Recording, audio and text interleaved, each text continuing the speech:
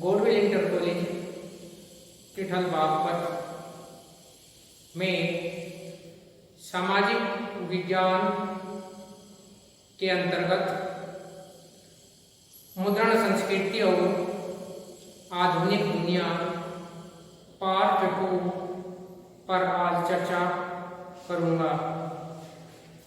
प्रिय बच्चों, जैसे कि पिछले भाग में मैंने आपसे मुद्रण आविष्कार के विषय में चर्चा की थी कि ये मुद्रण सामग्री सर्वप्रथम चीन से जापान, कोरिया और धीरे धीरे अन्य देशों में पहुंचाई गई। इसमें सबसे बड़ा श्रेय जहाजी यात्रियों का रहा, जिन्होंने ये सामग्री तथा संस्कृति भी एक स्थान से दूसरे स्थान पर भेजी। जैसे Marco Polo, Columbus, Vasco D gamma, ऐसे बहुत से साहसी नाविकों ने अपनी यात्राओं द्वारा दुनिया में एक स्थान से दूसरे स्थान पर वस्तुओं का आदान प्रदान कराया और संस्कृति से भी परिचित कराया तथा अपने धर्म का भी प्रचार प्रसार किया। आज हम पार्ट 2 में यूरोप में मुद्रण का आना प्रभाव पर चर्चा करेंगे। जैसे कि मैंने भी बताया कि जहाजी यात्रियों द्वारा यूरोप में मुद्रण सामग्री आई। ये सामग्री चीन, जापान, कोरिया आदि देशों से यूरोप के देशों में आई। इसका पहला नंबर है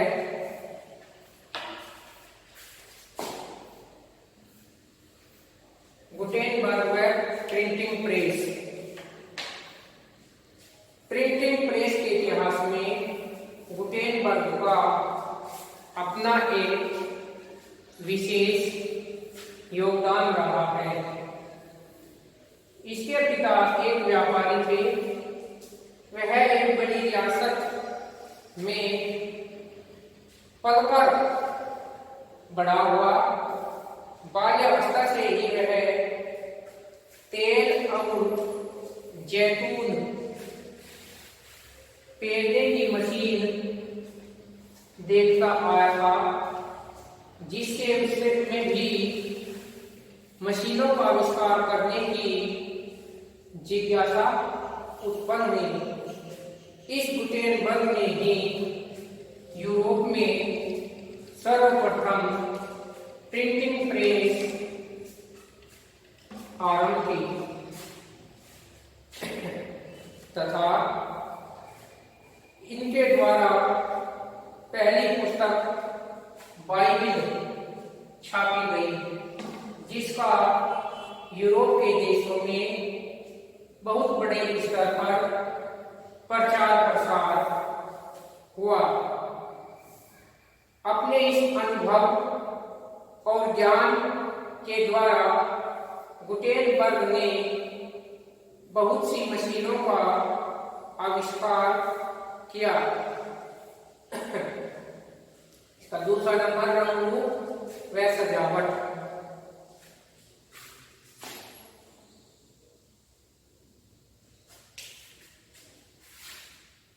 सर्वप्रथम छपाई का कार्य या लिखने का कार्य केवल हाथों के द्वारा ही किया जाता था, किंतु जैसे ही मशीनों का आविष्कार हुआ तो पुस्तकों की छपाई मशीनों द्वारा की जाने लगी, जो हाथों के मुकाबले अधिक सुंदर व सजावटी थी और लंबे समय तक टिकाऊ भी थी।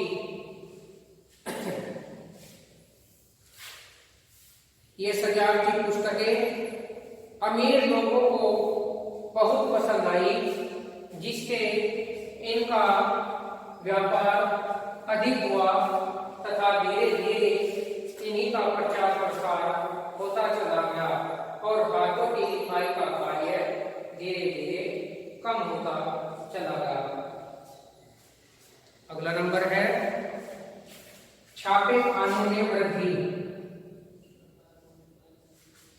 जैसे ही प्रिंटिंग प्रेस द्वारा पुस्तकें छापी गई, उनके रंग रूप और सजावट में सुलभता आई तो वे अत्यधिक बिकने लगी। इस देखा-देखी मांग के अनुसार छापे खानों में भी वृद्धि होने लगी, अर्थात जैसे ही पुस्तकों की मांग बढ़ती चली गई तो छापे खानों में भी वृद्धि होती चली गई। 1450 ईस्वी से 1559 ईस्वी में लगभग 100 वर्षों के अंतर्गत यूरोप में अधिकांश छापे खानों का आविष्कार किया गया। जैसे जैसे छापे खानों की संख्या में वृद्धि हुई तो पुस्तकों के उत्पादन में भी वैसे वैसे ही वृद्धि होती चली गई। अगला नंबर 4, मुद्रण क्रांति व उसका असर।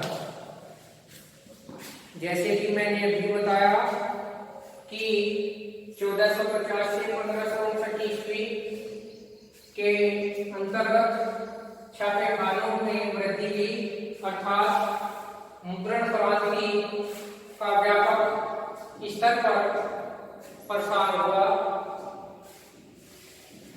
और छापे खाने के द्वारा जो पुस्तकें छापी गई उनके द्वारा लोगों के जीवन में भी अनेक परिवर्तन हुए। इनके परिणाम स्वरूप सूचना व ज्ञान से तथा संस्था सत्ता से लोगों का संबंध बदलता चला गया। अगला नंबर प्रतिरोध।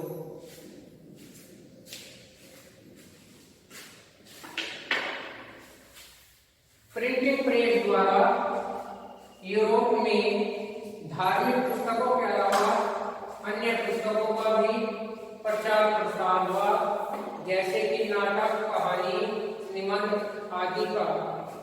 इससे वहाँ के धार्मिक वर्ग से संबंधित लोग इन छापे खानों का प्रतिरोध करने लगे, क्योंकि उन्हें लगा कि लोग धार्मिक पुस्तकों को छोड़कर अन्य पुस्तकों पर अधिक ध्यान दे रहे हैं, जिस कारण यह वर्ग इनकी आलोचना करने लगा। इसका परिणाम यह हुआ कि शिक्षित लोग भी धर्म की भिन्न भिन्न आख्याओं से परिचित हुए और छापे खाने द्वारा में धार्मिक पुस्तकों के साथ साथ अन्य पुस्तकों को जैसे ही छापा गया तो इससे व्यापक प्रचार प्रसार हुआ और यूरोप में एक मुद्रण क्रांति का आविष्कार हुआ। प्रिय बच्चों, हमारे इस चैनल को लाइक कीजिए, सब्सक्राइब कीजिए और अपने रोज के कार्य को रोज कीजिए, जिससे कि आपको यह कार्य अच्छी तरह से समझने में या प्राप्त करने में दिक्कत न हो। धन्यवाद।